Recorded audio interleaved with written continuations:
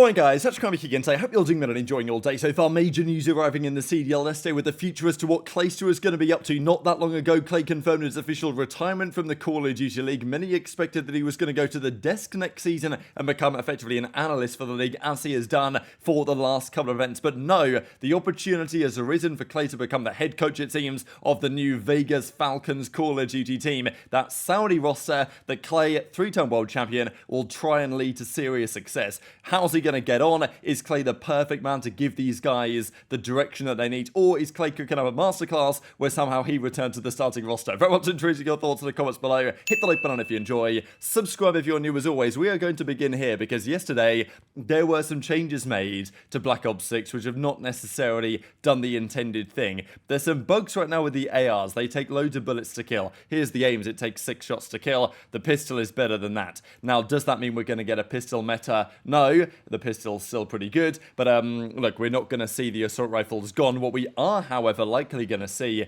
is some changes to the way that they actually deal with the ARs in the game right now. We saw the pros using the GPR yesterday, which was a strange decision, and apparently the XM4 is now maybe going to be back in the meta, right? So this is why the pros GAing the weapons they did at the start of the season, or just at the start of the game, was maybe not the wisest thing, because patch updates happen, patch updates change. Now the SMGs are better than they were, the ARs are therefore weaker than they were, and now all of a sudden we're seeing old ARs getting used again. Now, look, the XM4 coming back, no concern as far as I'm concerned, but look, as Asim says, not in any of the group chats or the scrims today, but I think it's only because the aims is glitched right now. So, and that's what Bean says, is like, yeah, it's not coming back, right? We're just going to use the old gun, but right now it's glitched and therefore we can't do so.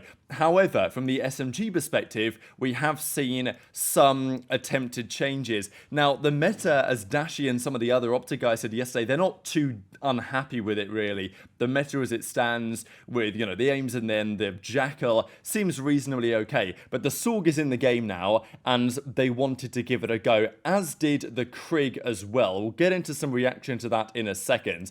There was this as well, because, well, Control, we've been looking into Control just to figure out, all right, when are the pros actually going to play it? We know this has been a common thing over the last couple of years in COD, really, when the season will begin. The teams just don't want to play Control until they absolutely have to. They'll just scrim hardpoint, and to be fair, Control is an easier game mode in some respects. You spawn in the same place all the time, and obviously there's some strategy involved, but there's more to be learned in hardpoint usually. But the Control spawns certainly leave something to be desired as it stands, because this is Hideout. Now, there's new maps in the game, Hideout, there's Extraction, and we have the following on Hideout here. It's not exactly, that's in a second, ideal, is it? So here's point A, here's point B, and this is attacking spawn, and this is defensive spawn. So, what's going on here, lads? Typically, we'll have defensive team here, attacking team here. That would make a fair bit of sense. But no, not on this occasion. These are the spawn points. So clearly, there's something that needs to be dealt with there. But yeah, the pros aren't going to play Control until they are absolutely forced to, it seems. And it's not like the pros enjoy it anywhere near as much as they did when it was pre-CDL back in Black Ops 4, when Control was, you know, probably the best that it's ever been in competitive play. Because arguably, Control was designed for that game.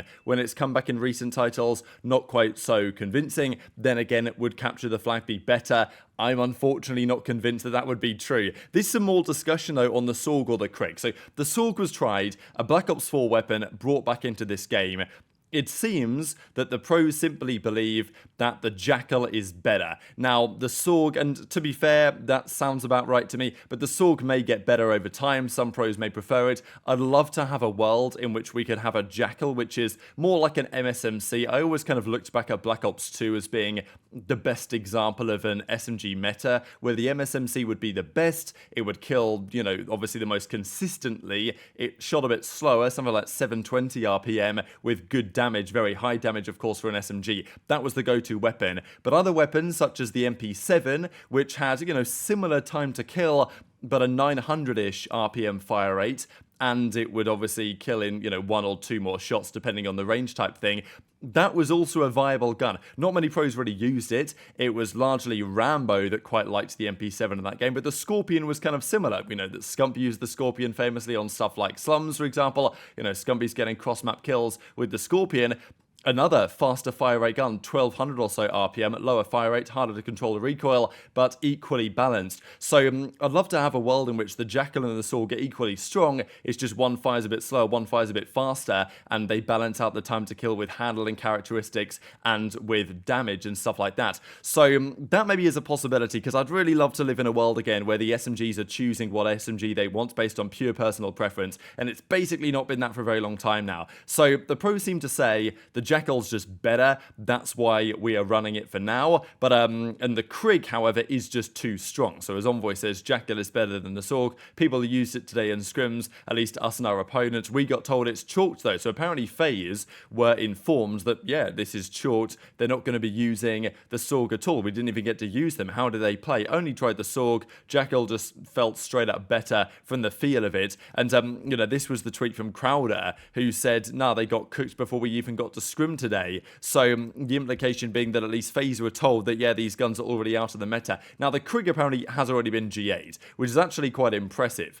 because as Ben says, hang on a second you guys, the games, you know, these guns have been in the game for like a few hours and you've banned them already. Like, what are we talking about here? The Sorg apparently isn't banned, it's just not quite good enough according to some pro players, but the Krig apparently is banned, because Ghosty says the Krig 4 bullets at any range, it's automatically not viable for the same reason the Model L isn't. The Sorg was tested, but it's simply worse than the Jackal. That's Ghosty's point of view. So look, the Krig is strong. 4 shots across the map or 4 shots into decent ranges, that's a strong AR. But of course it's not the fastest firing AR. And as Clay says, what's wrong with a 4 bullet AR? You know, this is pretty standard stuff, certainly because the SMG is strong right now. So there's still a debate to be had on this. They do say they've pretty much just straight up banned the Krig already, but again, if the SMGs get stronger, I don't know what the meta's going to be. It's going to be interesting to keep your eyes on. Drama continues on the GA front as always. But let's talk about this update on the Vegas Falcons, because this is a big story of the day on a couple of fronts. Firstly, Denz, former general manager, effectively, of the Boston Breach over the last couple of years. We know that he was, you know, let go after a nonetheless disappointing season, but he is now joining the Vegas Falcons. So Luti's there, and as we'll see in a second, Clayster is now there, but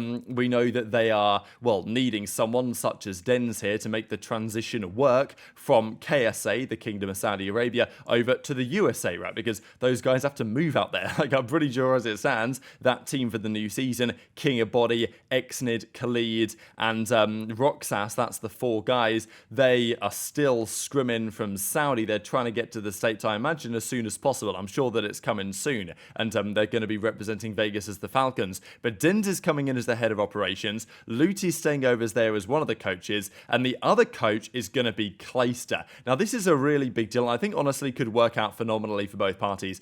Clay, to me, has always been a player that, well, he lives for the competition, right? He's not someone, and there are few players like this, but there are not many players who want to retire and then completely leave anything competitive. We hear it from Octane, we hear it from others, that when they go to the big tournaments, you know, part of them wishes they were still on stage in some capacity. And there was an option for Clay, almost certainly, I would say, depends on the CDL budget maybe, but, you know, many people, if they had to guess what Clay's next step was going to be, was go to the desk. Always been a good talker, get on the desk with aLy, Nameless, and Puckett. He's done a great job at the World Championship, at the World Cup this year. He was even doing, like, desk work 10 years ago when he was still competing on occasion, just because he was great to have on the desk. So, Clay's been that guy. He probably could have been that guy for the league, but we know that the league does not have unlimited money. They probably couldn't give Clay anything crazy of a salary to be on the desk full time. They might not even have offered him that, right? Because, you know, the desk is usually just Puckett, Alicat, and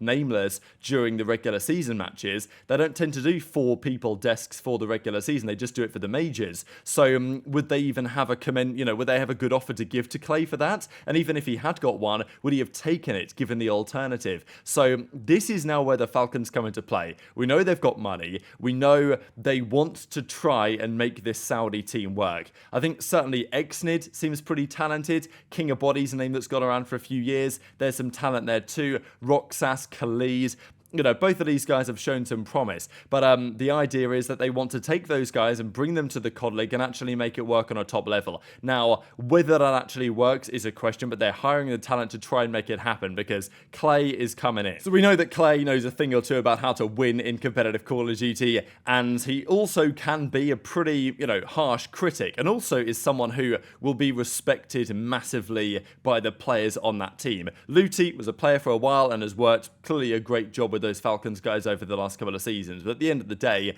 when Clay comes in, 3-time world champ, head coach, I'm guessing, you know, he's at least part of the coaching stuff. They're probably not going to make it super clear, head coach, assistant coach, whatever. But yeah, Clay says, excited to get to work with the Falcons roster, tons of talent, to get to do what I do best, help shape it into championship COD. And this is the thing for Clay. We didn't really talk too much about Clay, about becoming a coach, but it does make a lot of sense. I mean, just because I thought he'd either compete or he'd stop and call it a day, and I think Clay, you know, he wanted to be able to go out on his own terms to such an extent that he could say, all right, you know, I've done with competing. But obviously coaching is still competing on some level. And we know that Clay knows how to build successful teams in the past. The last couple of years, that's not, you know, obviously worked out for himself. But I guess the question then next becomes, if Clay can deliver good results with these guys, then obviously that's a great storyline. But also, what if that doesn't happen? Because at the end of the day, regardless of how good Clayster is as a coach and the value add that he can bring to the team, and I think this can be a very strong partnership for both parties potentially, but what if the skill ceiling of the players they have just isn't high enough? Like, Clay can't control that.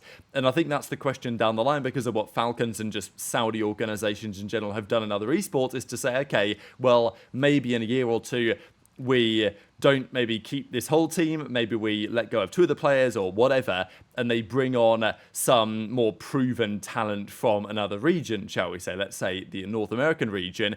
And that's when, you know, it could be kind of interesting for Clay to either GM that to some degree, or could he even say, all right, boys, I'm hopping back in the server, right? Because look, if he's part of the coaching staff of the team and they, you know, looking to make some sort of move, maybe it's probably a 1% chance. Maybe it's not entirely impossible though. So I wanted to show a couple of clips to close out the video because JCamp was talking about it, because of course he used to be the head coach for the Los Angeles Thieves. He stepped away because he didn't want to grind that out any longer. And yeah, he said about Clay, look, he's probably getting the bag for this. And look, it's probably more of a substantial bag than he would get for the COD League to do something else. It makes a lot of sense, I'm sure, for various parties. But Jacob's like, look, it's a stressful job. And also there's questions on what Clay's coaching style is actually going to be like. We know that Clay can be a pretty ruthless leader at times. We've certainly seen that in various clips that have happened over the last few years with some newer players that have been on his teams. Now, as a coach, it might be slightly different. Clay might have an interesting approach to make that work, but there is definitely an argument to say, okay,